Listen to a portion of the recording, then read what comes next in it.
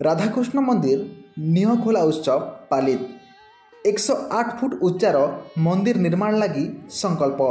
झारसुगुड़ा जिला ब्रजराज नगर खलियाकानी राधाकृष्ण मंदिर सेवा ट्रस्ट अनुकूल ने खलियाकानी गाँव में 108 फुट उच्चार राधाकृष्ण मंदिर निर्माण लगी निहखोला उत्सव पालित एथिने मुख्यकर्ता भावे महेंद्र नायक और तांकर सहधर्मिणी हेमवती नायक, पूजारी संतोष पंडा और सहयोगी भ्रमर दास विधि विधान अनुसार पूजार्चना समापन करथिले।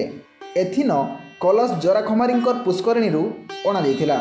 ए मंदिर उच्चता 108 फुट हेबा बोली भक्त माने संकल्प करथिले। गाँव में थिबार कीर्तन मंडली भी देवादेवी के आमंत्रण करथिले। निहखोला ने सहयोगी भावे पिनी साय और देवदास जेसीबी जोगैथिले।